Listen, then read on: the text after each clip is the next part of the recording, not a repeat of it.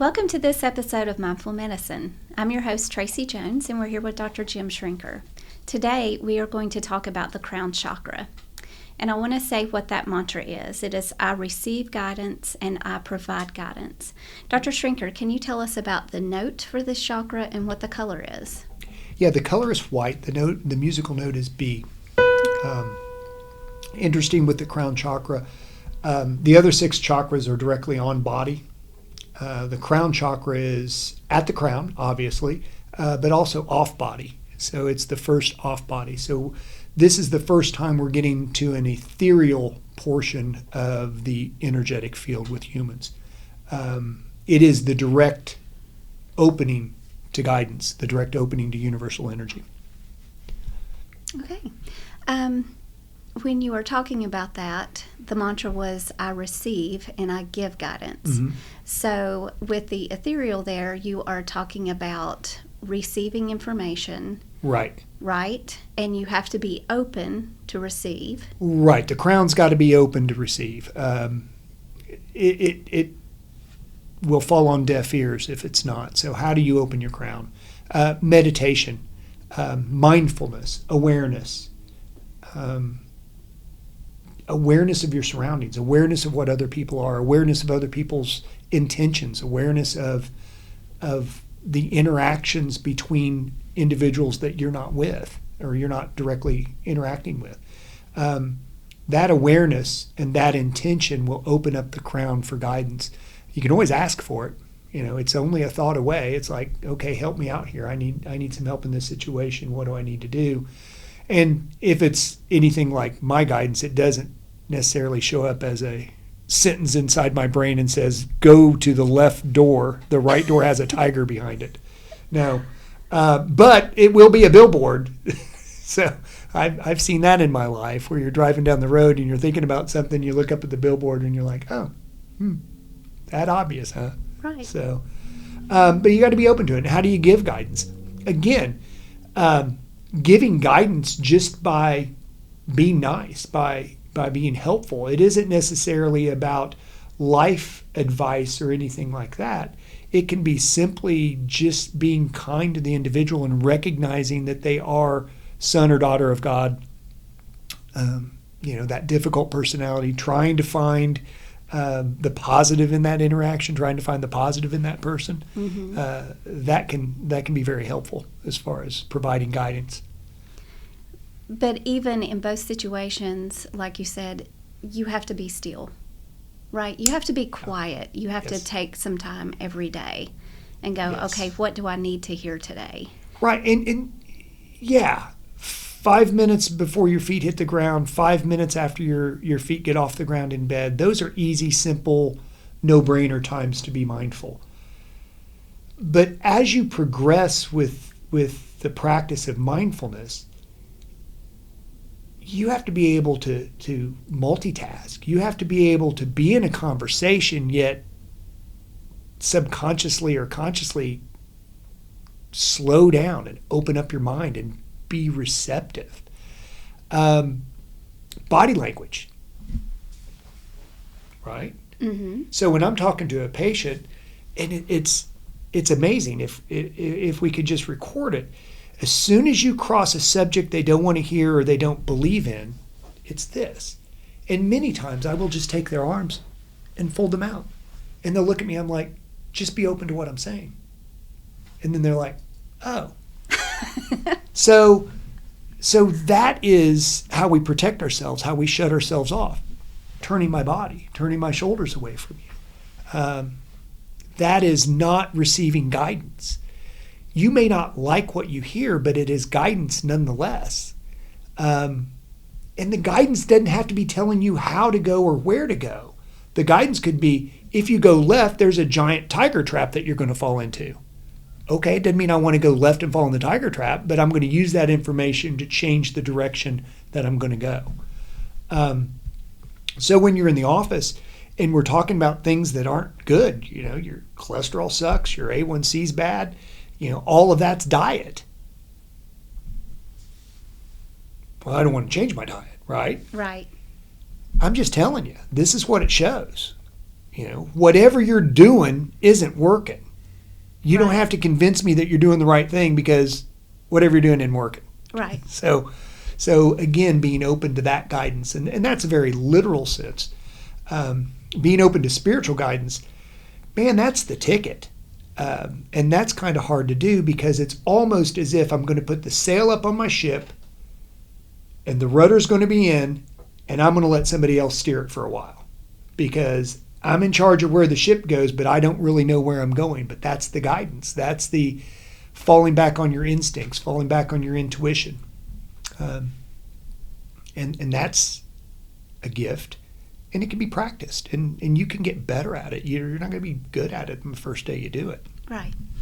And I guess for an example for myself, sometimes when I'm going through some things, I get fearful or afraid, and I'm like, okay, what do I need to hear?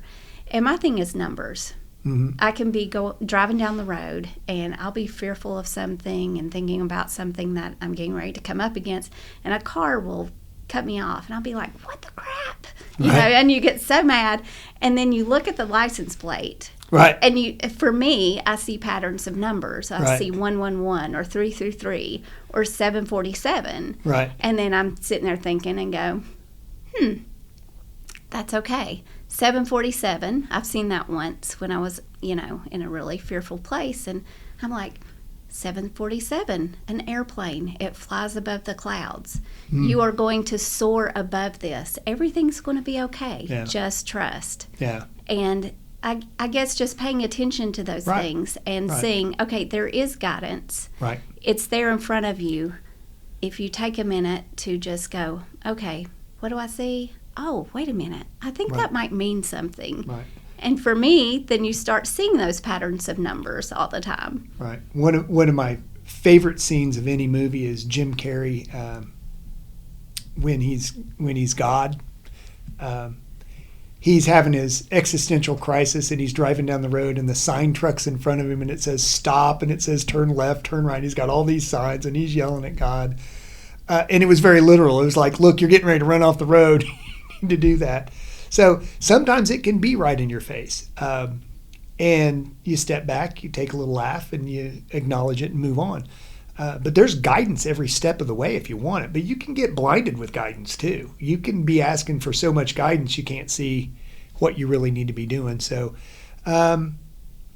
it's kind of like those bumper cars, how they're connected to the electrical grid above them. Yet you can do whatever you want until you're not connected to the electrical grid, then it stops.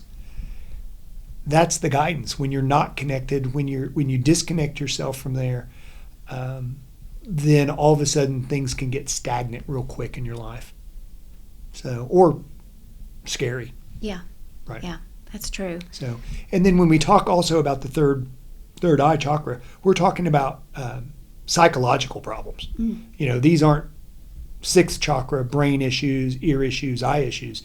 These are the hardest things in medicine to treat because it is 100% about whether that patient wants to heal or can heal.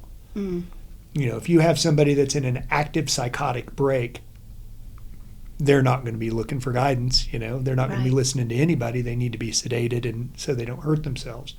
But when you have somebody that's bipolar or depressed or anxious, they're only going to get better if they can do something to change the mental situation they're in. And sometimes it takes a pharmaceutical or a supplement to do that. They just can't do it on their own. And then once they get traction underneath them, they may not need it or they may not need as much. But they're the most difficult things for us to treat here because it is so dependent on their thought process changing. And just because you put the right antidepressant in their brain doesn't mean that they're willing to change their thought process. And I guess in the third eye chakra, we talked about faith. This one is hope. Right. So that, to me, correlates with depression and the other things that you're talking about. Right. If you don't have hope, then you can get pretty depressed. Is that? And hope is not wish or want. Hope is understanding that you are loved, understanding that it is in front of you. That love is in front of you. That love is around you. It's behind you. It's all around you. That's hope, because a lot of times in the English language, hope is, I'm hoping for something that's not quite there. That's not hope in the spiritual sense. Hope in the spiritual sense is what the Christ energy brought to the earth, to the earth plane. It's, hey, look, this is love. I am love incarnate. I am here, and I am here every day, and you are going to do things much greater than I could ever think about doing, if you get your head out of your rear end. So, but yeah, so the hope is about love. It's about understanding it's there.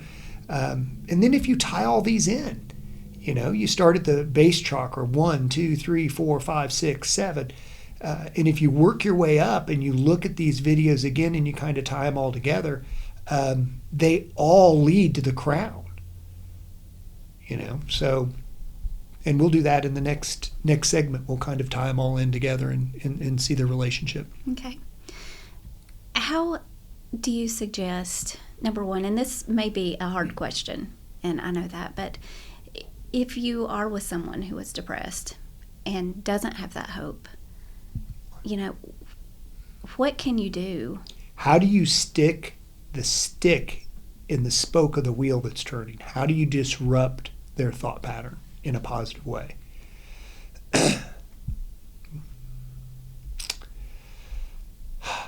I think there's probably 7 billion different ways to do that based on the number of people that are in this earth right now. So in order to get somebody to change that negative thinking, that depressive thinking, that anxiety-laden thinking, you got to get their attention. You got to show them that they are loved. You got to support them, but that probably is not going to be enough because it's probably already happened. So how do you get their neurotransmitter balance different? How do we get more dopamine, more serotonin, and less norepinephrine, right? So S-adenylmethionine, SAMe, will increase dopamine and serotonin.